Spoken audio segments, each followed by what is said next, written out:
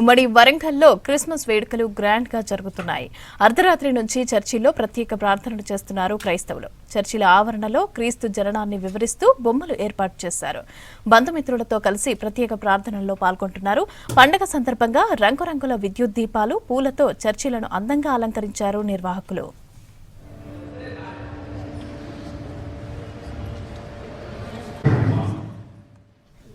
Christmas సంబరాలకు సంబంధించి మరిన్ని వివరాలు కృష్ణమోహన్ అందిస్తారు.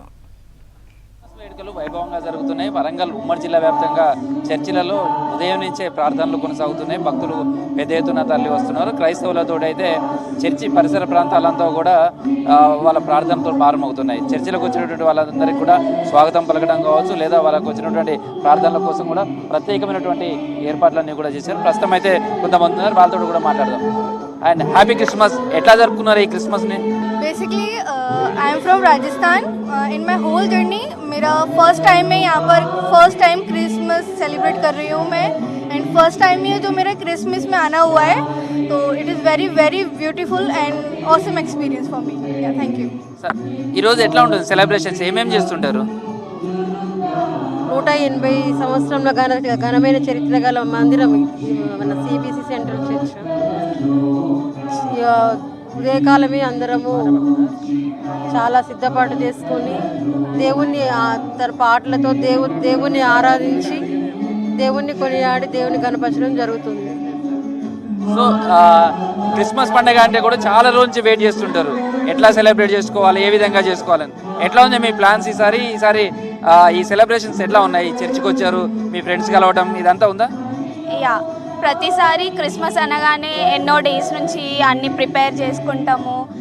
Like it's very special festival for Christians. So yeah, I came with my friend. తనని ఫస్ట్ టైం చర్చ్కి తీసుకొచ్చిన రాజస్థాన్ నుంచి. అండ్ ఆల్సో చాలా ప్లాన్స్ ఉన్నాయి. ఫస్ట్ అయితే మెయిన్ ఇంపార్టెన్స్ దేవునికి ఇస్తాం కాబట్టి will come to church in the morning and then after we go for dinner, lunch, like that. So ఇదంతా ఎట్లా ఉంటుంది? మీ ఫ్రెండ్స్ని అంటే ఈ చర్చిలకు వెళ్ళిన తర్వాత ఇంటికి వెళ్ళడం కావచ్చు, మీ ఫ్రెండ్స్ని కలవటం, ఈ సెలబ్రేషన్స్ కూడా ఉంటాయా?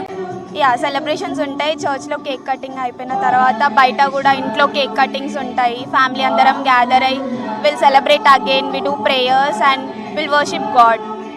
సో ఈరోజు ఏమేమి చేస్తుంటారు? అంటే చర్చికి రావడం తర్వాత ఇంకా ఈ సెలబ్రేషన్స్ కానీ ఇవన్నీ కూడా ఎట్లా సెలబ్రేట్ చేసుకుంటారు? సాంగ్స్ పాడతారు, ప్రేయర్ చేస్తారు, ఫ్యామిలీ గ్యాదరింగ్స్ ఉంటాయి, కేక్ కటింగ్ ఉంటుంది. It will all be fun.